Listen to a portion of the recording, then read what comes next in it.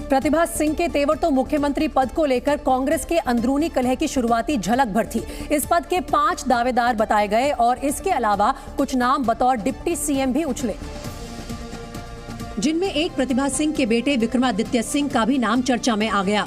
लेकिन सत्ता की इस लड़ाई में केवल मां बेटे के नाम ही नहीं, मुख्यमंत्री पद के दावेदारों में प्रदेश अध्यक्ष प्रतिभा सिंह, हिमाचल कांग्रेस के दिग्गज नेता सुखविंदर सिंह सुक्खू, सुधीर शर्मा, चंदन कुमार चौधरी और नेता प्रतिपक्ष रहे मुकेश अग्निहोत्री भी बताए गए। मुख्यमंत्री पद के लिए नाम भले ही 5 उछले, लेकिन इनमें 2 को सबसे प्रमुख दावेदार माना गया। कुर्सी की ये लड़ाई हिमाचल कांग्रेस की मौजूदा अध्यक्ष और मंडी से सांसद प्रतिभा सिंह बनाम पूर्व अध्यक्ष सुखविंदर सिंह सुक्खू की बनती दिखने लगी। दोनों गांधी परिवार के करीबी हैं, लेकिन प्रतिभा के साथ राजा वीरभद्र सिंह की विरासत तो सुखविंदर सिंह सुक्खू के साथ बताए गए ज्यादातर जीते विधायक। ऐसे में हिमाचल कांग्रेस के पर्यवेक्षकों की दुविधा समझी जा सकती है। वहीं बाराबंकी में 4 सुपारी किलर पकड़े गए हैं। यूपी के बाराबंकी में पुलिस और बदमाशों के बीच हुई मुठभेड़ में 4 सुपारी किलर्स पकड़े गए। पुलिस के मुताबिक आरोपियों ने 10 लाख की सुपारी ली थी और गुजरात में किसी बड़े व्यापारी की हत्या करने जा रहे थे। पुलिस ने इनसे 2 पिस्टल और 3 तमंचे भी बरामद किए हैं। बिहार के हजारीबाग में मोटरसाइकिल और हाइवा ट्रक के बीच भीषण टक्कर हुई। जानकारी के मुताबिक मोटरसाइकिल सवार अपने साथ कोयले से भरी बोरियां ले जा रहा था। वहीं टक्कर में मोटरसाइकिल की टंकी फट गई, जिसके कारण आग तेजी से फैलने लगी। महाराजगंज के भारत नेपाल बॉर्डर के पास पुलिस और कस्टम विभाग की टीम ने एक मोबाइल तस्कर को गिरफ्तार किया। पुलिस ने तस्कर से 148 मोबाइल जब्त किए, जिनकी कुल कीमत 48 लाख रुपए है। तमिलनाडु में चक्रवाती तूफान मेंड्रिस ने लोगों की परेशानी बढ़ा दी है। राजधानी चेन्नई में तेज बारिश हो रही है, वहीं रामेश्वरम में कई मछुआरों की नाव को नुकसान पहुंचा है। मौसम विभाग के मुताबिक तूफान आज आधी रात को चेन्नई के पास से गुजरेगा। और इस बीच ब्रेकिंग न्यूज राज्यसभा से आ रही है। संसद के शीतकालीन सत्र में आज राज्यसभा में यूनिफॉर्म सिविल कोड पर प्राइवेट मेंबर बिल पेश हुआ है। बीजेपी सांसद किरोड़ी लाल मीणा ने ये बिल पेश किया है। सदन में कांग्रेस ने यूनिफॉर्म सिविल कोड यानी कि यूसीसी पर प्राइवेट मेंबर बिल का विरोध किया। वहीं समाजवादी पार्टी के सांसद रामगोपाल यादव ने इसे संविधान के खिलाफ कदम बताया।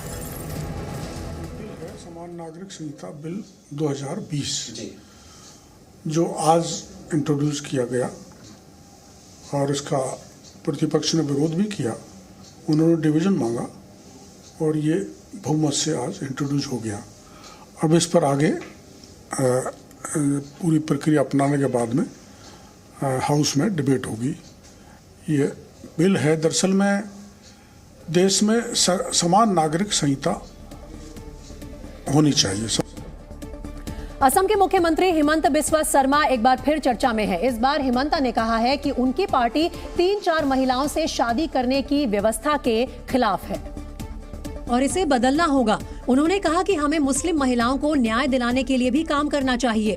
একোজন পুৰুষে 3-4জনীকৈ মহিলা বিয়া কৰোৱাৰ অধিকাৰ স্বাধীন ভাৰতত থাকিব নোৱাৰে আৰু এনে ব্যৱস্থাৰ আমি পৰিৱৰ্তন কৰিব লাগিব।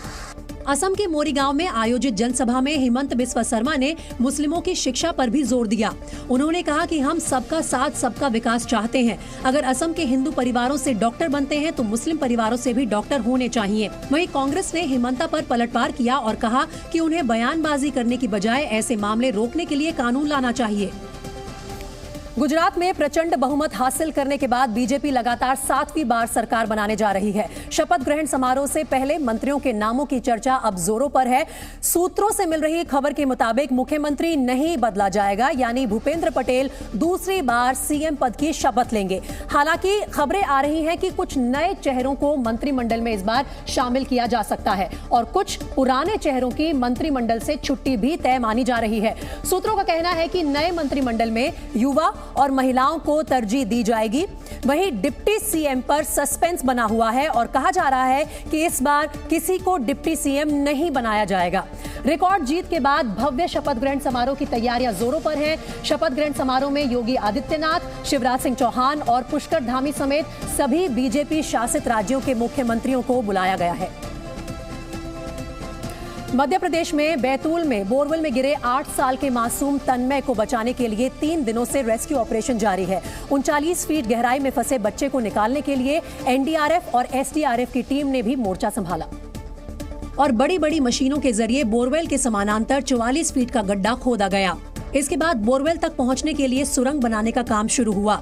SDRF, NDRF के जवान जो ऐसे संकट के समय में एक्सपर्ट होते हैं, उन्होंने इस वक्त मोर्चा संभाल रखा है, सुरंग बनाने में जुटे हुए हैं। हालांकि जंगली और पहाड़ी एरिया होने के कारण गड्ढा खोदने और सुरंग बनाने में दिक्कतें आई। पत्थर बहुत ज्यादा होने की वजह से हम वहाँ बेस तक पहुँचने में हमारे को काफी लंबा टाइम लग गया। दरअसल मंगलवार को बैतूल के मांडवी गांव में 8 साल का तन्मय खेलते समय बोरवेल में गिर गया था। प्रशासन को पहले दिन से अंदाजा था कि रेस्क्यू ऑपरेशन में लंबा वक्त लग सकता है, इसीलिए तन्मय की हरकत पर नजर रखने के लिए गड्ढे में कैमरा भी डाला गया। इसके साथ साथ बच्चे के लिए ऑक्सीजन का इंतजाम भी किया गया। हालांकि तन्मय के रिस्पॉन्ड न करने से रेस्क्यू टीम की चिंता बढ़ गई। देखिए, कैमरा डाला गया, तन्मय मंगलवार रात से ही रिस्पांस नहीं कर रहे हैं, उनका कोई मूवमेंट नजर नहीं आ रहा है और मंगलवार रात तक कैमरे में वो साफ नजर आ रहे थे, लेकिन इसके बाद कैमरा बार बार डाला गया और कैमरा घुमाया गया चौतरफा, लेकिन धुंधला नजर आ रहा है। पूरे रेस्क्यू ऑपरेशन की कमान बैतूल के डीएम ने संभाली। उन्होंने खुद गड्ढे में उतरकर जमीनी हालात का जायजा लिया। आज सुबह अर्ली मॉर्निंग में मिट्टी थोड़ी सी ड्रिलिंग के दौरान धसकने की रिपोर्ट आई थी, जिसकी वजह से इस बात की चिंताएं हैं कि अगर हम अब मशीन से ड्रिलिंग कंटिन्यू करेंगे तो कॉम्प्लिकेशन हो सकता है। इस वजह से निर्णय लिया गया कि आखिरी का जो 3 फुट होगा उसको मैनुअली ड्रिल किया जाएगा। लेकिन रेस्क्यू टीम की दिन रात की मेहनत के बावजूद 3 दिन बाद भी तन्मय को निकाला नहीं जा सका। इस कारण परिवार का रो रो कर बुरा हाल हो गया। फिलहाल परिवार ने प्रशासन पर भरोसा जताया है। हालांकि हर बीतते पल के साथ तन्मय की मां का सब्र टूटता दिखा। कुछ समझ में नहीं आ रहा, बर्दाश्त नहीं हो रहा इधर। उसको देखना तब भी है, एक नजर जो होगा सो देखा जाएगा, हमारे नसीब में होगा, नहीं होगा तो नहीं के मारे, पर उसको देख तब भी ले हम। माता पिता ने उम्मीद जताई कि उनका लाडला जल्द ही साथ में होगा। परिवार ने लोगों से तन्मय की सलामती के लिए दुआ करने की भी अपील की। आप सभी लोगों से हाथ जोड़ के विनती करता हूं कि आप सब लोग भगवान से प्रार्थना करें, विनती करें कि मेरे बेटे को कुछ न हो, वो सही सलामत निकल जाए। बच्चे की सलामती के लिए आसपास के लोग भी परिवार के साथ प्रार्थना करते दिखे। गांव के लोग भी इस उम्मीद पर बोरवेल के ही पास बैठ गए कि जल्द ही तन्मय सुरक्षित बाहर आएगा और परिवार में खुशियां लौटेंगी। वहीं पोर्चुगल की राजधानी लिस्बन में सड़कों पर दौड़ने वाली गाड़ियां पानी में तैरती हुई दिखाई दी। लिस्बन का ये हाल तब हुआ जब वहां लगातार 24 घंटे धुआंधार बारिश हुई, जिसकी वजह से रात भर में ही सड़कों पर इतना पानी भर गया कि वहां खड़ी गाड़ियां किसी तिनके की तरह पानी में तैरती नजर आई। कुछ गाड़ियां तो पूरी तरह पानी में डूब गई। ये हाल सिर्फ सड़कों का ही नहीं था, बल्कि मेट्रो स्टेशन भी बारिश में तालाब बन गए। हर तरफ पानी ही पानी भर गया। पोर्चुगल की राजधानी में बारिश की वजह से यातायात ठप हो गया। अंडरपास तो खतरे की सुरंग ही बन गए, जहां सैकड़ों गाड़ियां डूब गई और लोग अंदर ही फंसे रह गए। बारिश में लिस्बन का ड्रेनेज सिस्टम फेल हो गया और इमारतों के अंदर पानी भर गया। हालात बिगड़ते देख प्रशासन ने लिस्बन के ज्यादातर इलाकों में रेड अलर्ट जारी कर दिया और लोगों से निचले इलाकों की तरफ न जाने की अपील की। भारी बारिश और बाढ़ की वजह से एक महिला की मौत भी हो गई है। स्थानीय मौसम विभाग ने लिस्बन के साथ साथ सेंटारेम और दक्षिणी आलगाव के लिए भी रेड अलर्ट जारी किया है और तेज हवाओं के साथ भारी बारिश की संभावना जताई है। ग्रेटर नोएडा की एक सोसाइटी में कुछ लोग एक महिला से मारपीट करते दिखे। मारपीट का एक वीडियो भी सामने आया है। बताया गया कि पेशे से डॉक्टर ये महिला वहां हो रहे अवैध निर्माण का विरोध कर रही थी, जिससे नाराज उनके पड़ोसियों ने उनकी बेरहमी से पिटाई कर दी। मामला ग्रेटर नोएडा की जलवायु विहार सोसाइटी का है, जहां पीड़ित महिला का फ्लैट है।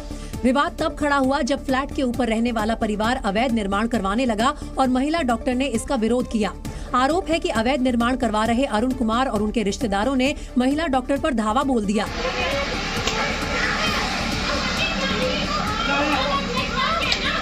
वहां से गुजर रहे कुछ लोगों ने मारपीट का वीडियो बना लिया, जिसमें कुछ महिलाएं भी मारपीट करती दिखाई दी। इलीगल कंस्ट्रक्शन कर रहे थे, उसके मुताबिक बात हुई थी और मैंने इनको उसको करने से रोका, तो इन्होंने मुझे जान से मारने की धमकी देते हुए मेरे ऊपर अटैक किया। एक बार पहले भी RWA ने इस अवैध निर्माण पर रोक लगा दी थी, लेकिन इसके बावजूद अवैध निर्माण नहीं रुका। पिटाई का वीडियो वायरल होने के बाद पुलिस ने मामला दर्ज कर लिया है।